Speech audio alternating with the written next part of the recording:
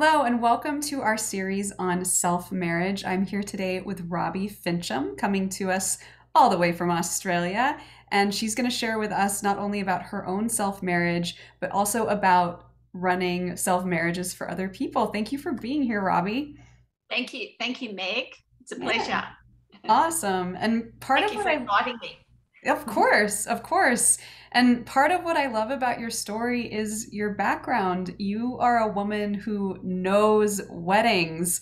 You mentioned that you're a civil celebrant, which means you've married a lot of people, more than 500 couples. Did your experience in those weddings shape how you planned your own self-marriage? Yes, definitely. I think it would. I know how a wedding is organised, Mhm. and uh, definitely. And I know after officiating at so many wedding ceremonies, what are the important elements for me. And I think the personal vows that the couple makes Mm. to each other are the most important part and the highlight of any wedding ceremony. So I put a lot of work into those, but also, uh, well, for my own self marriage, they were very important. But also, just all the finer details like, the guest list, the flowers, um, just the music, uh, the cake, the Hmm. fun afterwards, all those details. And of course, I could tap into a few suppliers that I know as well Nice. in the wedding industry. And it was just an amazing day. I feel like we almost need to start with the photos of your self-marriage because when I saw them, I thought, yes, this is a woman who knows weddings. Would you be willing to share your screen and show us some of the photos of your Sure, special day? Cool. sure. Yes, okay.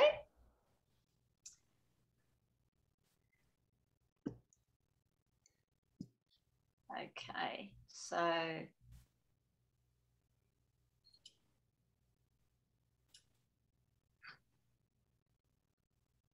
Wow. okay. So this is a picture of me on my wedding day with my bouquet that I made myself. I was very proud of myself for that, Wow. and I have a newfound respect for florists. It is not easy making bouquets. And what's in your bouquet? Is it yellow roses and Yellow, yes, pastel yellow roses, dark yellow roses, and the white flowers are actually the flowers on that bush that I'm standing in front of. I don't know what they are, but I plucked some off. how fun. Yeah. And how did you choose those in particular?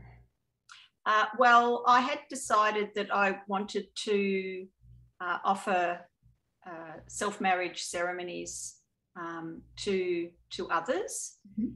And so in deciding on a theme, I chose the yellow pastel colours. So Oh, beautiful. I incorporated that into my wedding. Yeah. Nice. Uh, Now, this is a picture of me reading my vows and in front of the tall standing mirror. Hmm. Uh, so Wow, and at you had my, a microphone. You really thought ahead. oh, This yeah. is so Oh, impressive. yes. Yes, I had all that equipment with my celebrancy business, so that was very handy. Uh, Wow. Now, here's a picture of my wedding cake, Oh my goodness. So, and my business is marrying me, a mhm. commitment to self love. So, of course, I had to have the image on the top of the cake. That is so beautiful. And I love, a lot of people who are planning a self-marriage, the majority that I've spoken to have not been married before. And so they don't really, you're planning a wedding for the first time. There's Yeah. a lot of things that go into it. So it's so interesting seeing how you thought about it with incorporating the color yellow. Is that your favorite color or does it have some significance to you? No, no, not really. Blue's probably my favourite colour, but look, I like yellow because it's neither sort of alludes to being male or female, Hmm. and I'd like, yeah, I'm not just targeting females, Yeah. also males, or Hmm. anyone. And so, yeah, therefore I chose yellow. And it's nice, and it's a bright color. It's a happy color. Yeah, yeah, it's all Yeah. these details that you wouldn't necessarily know to think Yes. about. Like, I did not choose a color for my self-marriage. This is a picture, a photograph with my very closest girlfriends Hmm, after the ceremony, enjoying a drink and a laugh. Yeah. so fun. Oh, we'll go back a little bit. Right at the end of the ceremony, of course, you have the recessional. So once, well, it was only me, of course, but walking back down the aisle, and I had everyone throwing leaves instead of confetti on me. Hmm. And the photographers captured this quite well. It was, yeah, it was probably one of my favourite photographs. So it was a very, very happy day. Here's a group photo with everyone. So I just had a very select, small group of friends. Hmm. My sister, who's on the far right there, Uh-huh. she officiated the ceremony. So she was like my celebrant. Wow. And her husband came along, and then my friends, and my 4 good friends, and my 2 daughters, which are standing either side of me. One thing I think is very important when you are planning to marry yourself is the support of your family and friends. So I would say to anybody planning to, if you are planning to have a few people, invite those who you know have got your back and are supportive, because not everybody is. I think that comes from really a lack of understanding what it's all Hmm. about. Yeah. But yeah, I think that's important. Yeah, And I agree with you. I think that knowing who to invite and knowing who not to invite is critically important because that's you want an energy, the supportive, loving energy that lets you open up and be vulnerable and take it seriously because it is actually a serious, I mean, it's a jovial and fun and playful thing, absolutely, but it's also a serious thing. absolutely, yeah. Oh, look at And your girls. yeah, and that's right at the end, after my sister said, "Congratulations, you've married yourself." And I'd done it. So yeah, it was a, yeah, Wonderful. fantastic, fantastic day. Yeah.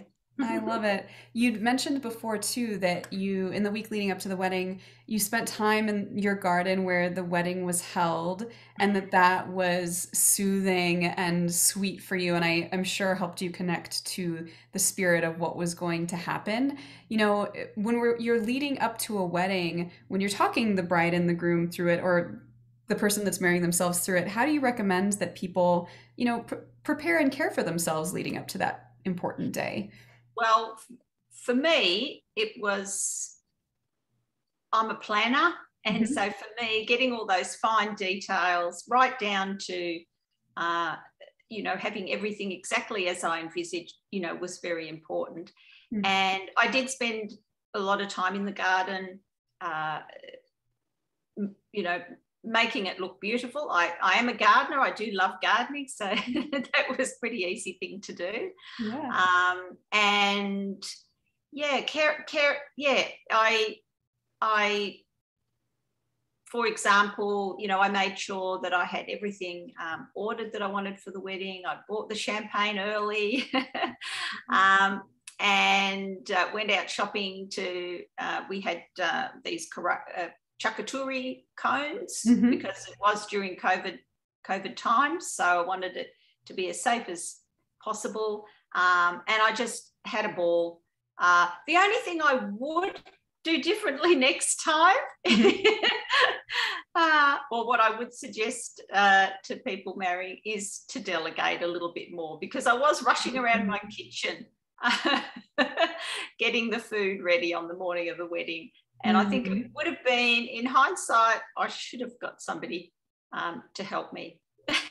Yeah, yeah, I guess there's that fine line, right? Like it can be so calming and centering to check things off the list as we prepare for the self-marriage, and there's a point at which there's a lot of things to check off. Absolutely. Yes, yeah. Yeah. And I laughed a little bit at myself too, because uh, I actually thought at one stage I was becoming a little bit of a bridezilla. I wanted everything to be just right. Yeah. But I had a bit of a chuckle about that with my Nice. friends. Yeah. I feel like as long as we can laugh at ourselves, everything is Yeah. going to be okay. Yeah. Absolutely. Yeah. No, it was. So, how was that day for you? How was it to say your vows, to marry yourself? Look, it was very empowering for me, and it had come. The wedding had come off the back of having a couple of quite tumultuous years for me in a period of great personal growth. And so for many, many years, I felt that I wasn't enough, that I, wasn't good enough. And I'd had a lot of unsuccessful personal relationships. And then I had this point in my life where I really struggled. And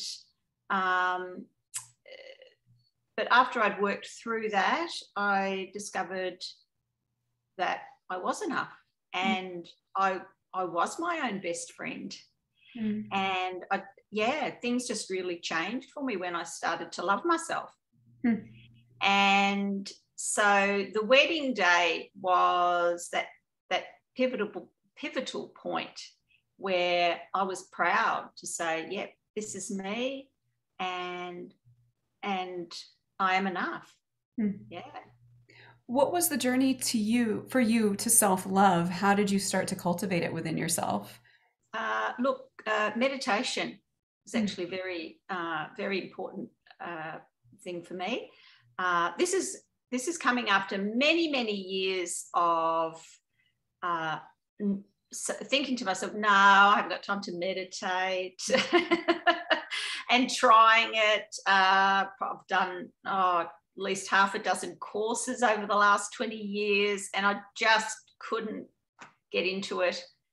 Even though I'd read and I'd heard that it was, because I'm a naturally anxious person, and have suffered from depression in the past. And so I knew intuitively that meditation would be a wonderful, probably, quite likely a very good thing for me. But it wasn't until I hit rock bottom that I turned to meditation, and I found myself actually craving it. And at one stage I was meditating maybe 2 to 3 hours a day, not in a block, but, half an hour here, half an hour there. And it just helped me come home to myself, to silence my inner thoughts, and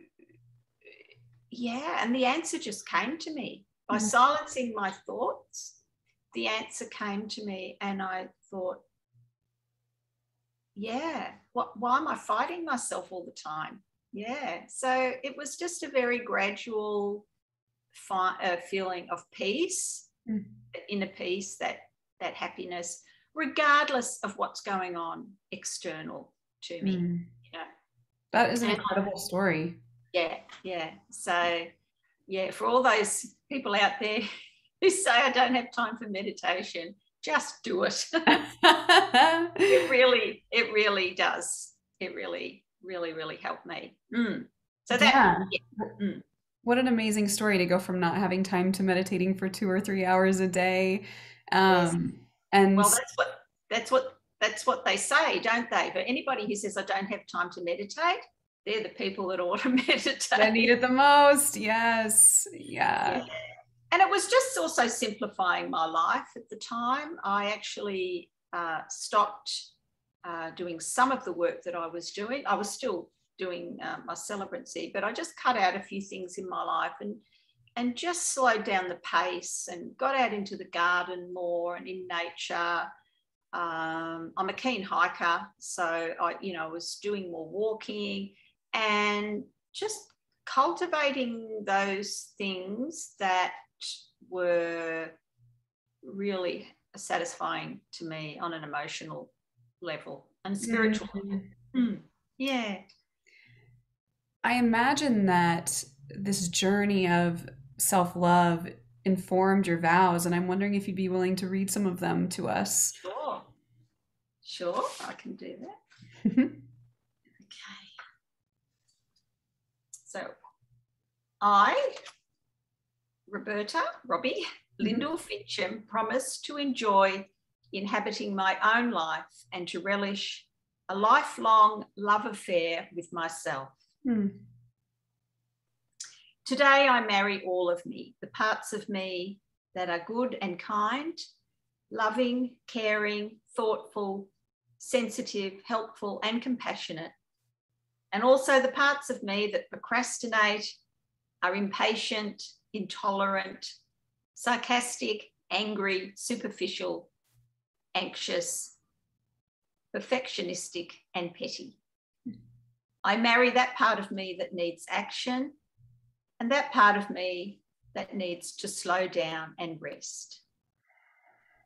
My intention is to own all of me, even those things I push away and say are bad or wrong.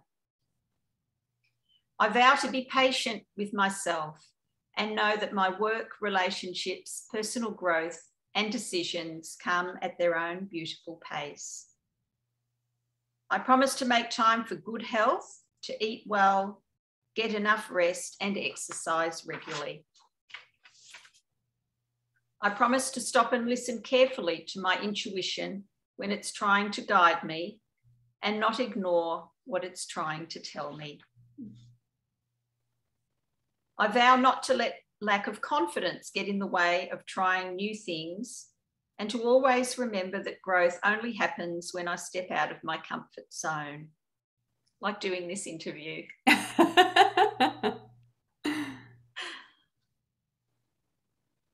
I vow to ask for assistance when I need it and not stand on unstable ladders. That follows it last year, about this time last year, I fell off a ladder. Oh no. God. So I put that in as a bit of a joke, but it's true.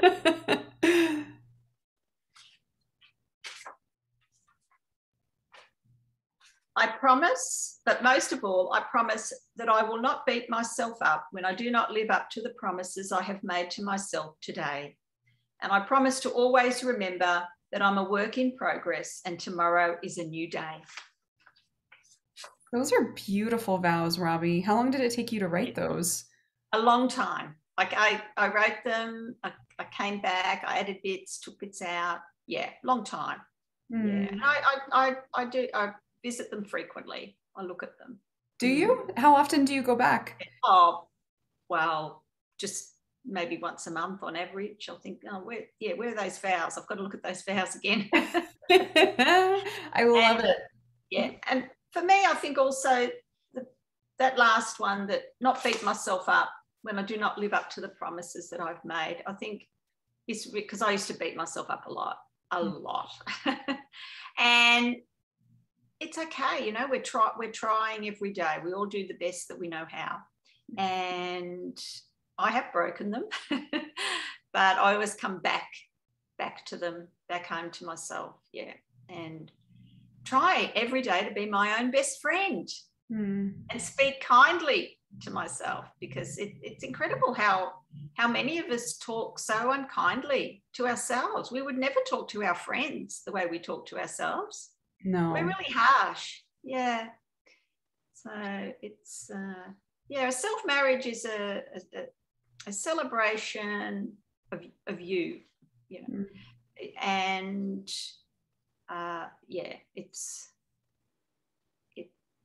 think it's a wonderful thing. Yeah. And you said that your ceremony gained more significance for you after it was over. How was that? Say more. Well, I actually found it, what I wasn't expecting was how moving the ceremony actually was to me, and actually saying the vows in front of my friends and family was actually very profound. Now, I do already know this from marrying couples, that the heart of the wedding ceremony is the moment when the couple makes promises to each other. But I'd never actually experienced that myself before, because I haven't been married and I haven't said vows of commitment to anyone, but saying them to myself in front of everyone. And I just found that really powerful. So I really, I really experienced that. And I felt that that flowed on, that feeling of love for myself really flowed on in the days and weeks after the ceremony. I was on a real high, and I thought, oh, is this what it feels like when you get married? I was on a real high. Yeah. And it wasn't just the champagne. Wow. Yeah. You said it was surprising how moving it was. What did you feel as you were saying the vows to yourself? I felt very connected to myself, and I was really proud of myself, actually, because I have been incredibly sad at some stages in my life, and I felt for the first time really happy just being myself, and that I was okay. And I also felt really connected to my friends and my daughters, and everybody that was there. And it really is true, I believe, that if you feel love for yourself, and I mean, let's face it, some people don't even like themselves, let alone love themselves. But when you really love yourself,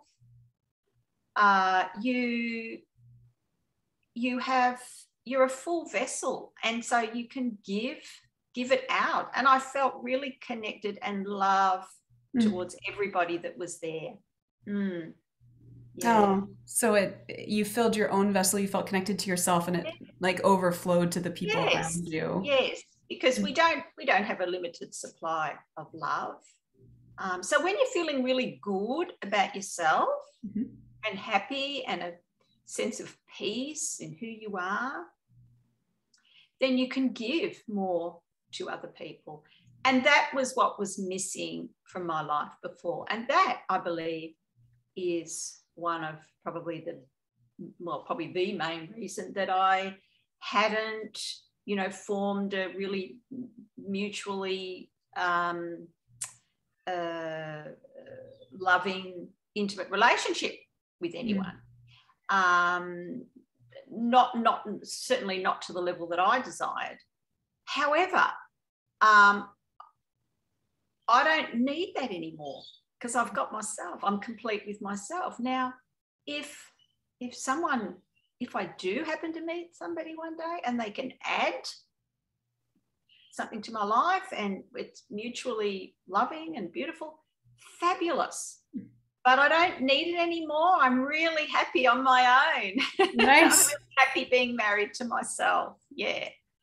How has, you talk about how when you're loving yourself, you are more available for others. How have you found that your support of others has shifted since you've started loving yourself more? I feel like it's deepened my empathy for other people. I'm far less impatient with other people, and I can sometimes, when people lash out at us or say unkind things, it comes from a place of deep hurt within themselves. And I can see that more now. I don't take it personally. I can step back and see that that's what's happening. And, and because I, have a newfound respect for myself, I'm not going to let what other people say or do upset me like rejection, for example, that it's okay. Well, nobody likes to be rejected, but yeah. But it's not, I'm not going to fall into a heap on the ground and yeah, it's almost like you can keep your perspective better in a way that makes you more loving towards them because their actions aren't impacting you as much. That's right, because because I am enough, and I did feel for many, many years that I wasn't good enough. There was something missing. And I tried to find that outside of myself, and that you have to come home to yourself first. Yeah. Now, you've started offering self-marriage services. What inspired you to add Yes. that to your career Yes. as an offering? Well, because it was just marrying myself was just such a wonderful experience that I want to bring that to, other people. And I think, in our society, there's a, a lot of, when a couple gets married, it's like, oh, congratulations, and and everybody's happy, and it's a happy, joyful occasion. But what about those people perhaps who choose not to get married, or have uh, perhaps gone through, quite a traumatic experience in their life and want to celebrate having come out on the other side and found a newfound respect and love and acceptance for themselves? I mean, why not celebrate those people as well? Like, so I felt like, and I think, I think there's a need out there, to be honest. I think, and because I have the skills of being a marriage celebrant, I know what comprises a really good ceremony, how it flows, the different components, the different rituals that you can incorporate into a traditional wedding ceremony between two people. I thought, why not bring that to self and offer others self-marriage ceremonies? So, and my offering is that I can be involved as much or as little as they like. I can write the ceremony. I can help guide them to writing their vows. Obviously, people have to write their own vows, but I can help guide them in that process. And so a self-marriage could also be, it can be just yourself in your room in front of your mirror. Or you might want to plan something a bit more grand with lots of people, book a venue, have a reception, have, a bridal party. Anything goes, your choice. Yeah. Yeah. Just help guide people through that. And I am planning to do a renewal of vows for myself. So that'll be fun. I love that. Tell us about a self-marriage that you've facilitated. Yes, I have done. I have done one ceremony for a man living in Sweden, and he contacted me it was very last minute. It was amazing how it turned out. He contacted me on the day of his self-marriage. Oh, wow. And it hadn't worked out that he actually wanted to have a few friends with him, but it didn't work out that way. So he contacted me because he felt that having my guidance, it would kind of make it more real for him. And so I asked him to send me the back, because he'd already written his vows, and asked him to send them to me. I asked him just a couple of questions about, like, along the lines of, what getting married to himself meant. And from that, I wrote his ceremony, and we actually did it over Zoom. Wow. Yeah, so he was stood on his balcony, overlooking the sea there where he lives, and we, and I did the Zoom ceremony, and it was beautiful. I was on a high after it as well. When you say you did the ceremony, is that like narration or the MC? Is that what that means? Yes. So, yes, that's right. Yeah. So I read the script and guided him through it, and asked him to say his vows, and he said them into a mirror. Yeah. So it was really special. Really special. Yeah. I was really glad to help him out in that way, and he was very grateful. It was lovely. What advice would you give to someone who's interested in self-marriage but perhaps hesitant or a little scared? Yeah. Well, I think before actually uh, deciding to do a self-marriage, I think the really important thing is to ask yourself why you're doing it. And because I think it's really important that you've done the work necessary to get to the stage where you actually can look at yourself in the mirror and say, I love you. I love you, Robbie. I really love you, and really mean it. And if you can do that, then you're ready for a self-marriage. You're ready to formalize that in whichever way you want to. So don't be scared. It can just be a very private, as I said before, very private affair, just in your own bedroom or in your garden or on the top of a mountain or your favorite place. You can have just one friend with you or a few friends, or it can take any shape or form that you like. Yeah. Well, I love where you're looking, because in the first chapter of my book, Self-Marriage, I talk about the courtship, like actually getting to know yourself. Yeah. And I wonder, like, did you do some self-courtship? Was it through meditation, or were there other ways that you really got to know yourself? Yeah, I think, yes, it was most of it, I'd say, through meditation, but also cutting out those things in my life that weren't really serving me anymore, and doing the things that I really love. Because I find gardening, spending time in my garden and hiking, very nurturing for me, and just making them more of a priority. Yeah. Wonderful. So, doing what you love, really. Yeah. And Yeah. yeah, and for those watching, I mean, discovering what you love, because sometimes we've been doing what other people love so much that, like, it is a project, Right.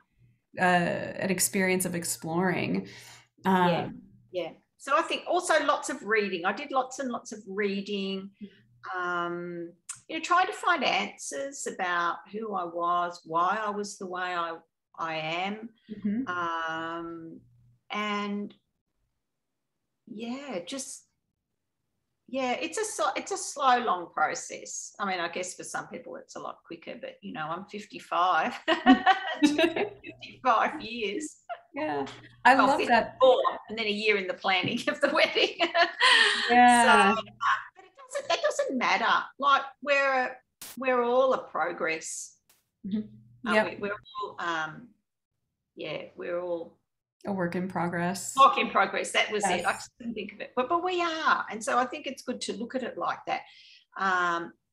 Know what, we're not perfect, but the best thing we can do for ourselves, I believe, is just be kind to ourselves. Just be kind. Speak kind. I think the first thing you can do is just start talking nicely to yourself. Yeah. And I think that's the meditation for me helped slow down that chatter in my head and enable it. There was some room then for some nice thoughts to come in. Beautiful. It's a journey. Well, Robbie, thank you so much for sharing about your journey with us and all of the details and the photos of your self-marriage. What a joy. I thank you so much for being here. Yeah, thank you, Meg, for the opportunity. It's been a pleasure. Thank you.